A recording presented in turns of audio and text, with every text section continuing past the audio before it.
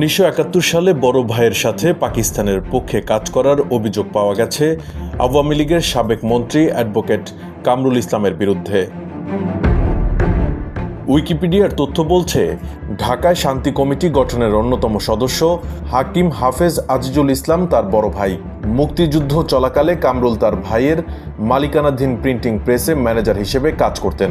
সে সময় মুক্তিযুদ্ধের বিরুদ্ধে ইবলিশের দিনলিপি নামে সাপ্তাহিক বিশেষ সম্পাদকীয় প্রকাশ করতেন তিনি।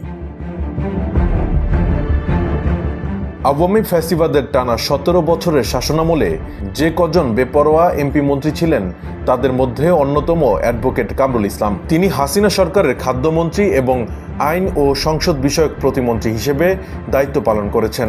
2009 সালে আওয়ামী লীগ ক্ষমতায় আসার পর থেকেই বেপরোয়া হয়ে ওঠেন তিনি।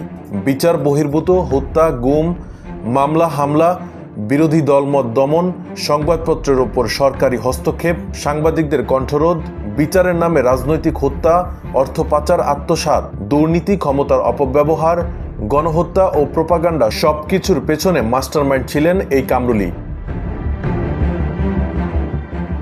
অভিযোগ রয়েছে, আইন প্রতিমন্ত্রী থাকাকালে নিম্ন আদালতে অধিকাংশ কর্মচারীর নিয়োগের ক্ষেত্রে দুর্নীতি ও অনিয়মের মাধ্যমে কোটি কোটি টাকা ঘুষ নিতেন তিনি। তার নিজের নামে দেশে বিদেশে গড়েছেন অঢেল সম্পদের পাহাড়। এছাড়া খাদ্যমন্ত্রী থাকাকালে ব্রাজিল থেকে নিম্নমানের গম কিনে আত্মসাৎ করেছেন সরকারের কোটি কোটি টাকা। কামরুল আওয়ামী লীগের প্রেসিডিয়াম সদস্য হওয়ার আগে ঢাকা মহানগর শাখার যুগ্ম সাধারণ সম্পাদকের দায়িত্ব পালন করেন। 2008 সালের নির্বাচনে ঢাকা 2 আসনে আওয়ামী লীগ থেকে সংসদ সদস্য হিসেবে মনোনীত হন। সে সময় আওয়ামী লীগ সরকার গঠন করলে আইন, বিচার ও সংসদ বিষয়ক মন্ত্রণালয়ের প্রতিমন্ত্রীর দায়িত্ব দেওয়া হয় তাকে।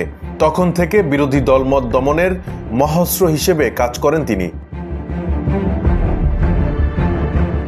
অভিযোগ রয়েছে, আইন ও বিচার বিষয়ক প্রতিমন্ত্রীর দায়িত্ব পালনকালে তৎকালীন আওয়ামী লীগ গঠিত আন্তর্জাতিক অপরাধ ট্রাইব্যুনাল, বিচার বিভাগ ও উচ্চ আদালতের কোঅর্ডিনেটর হিসেবে কাজ করেছেন তিনি।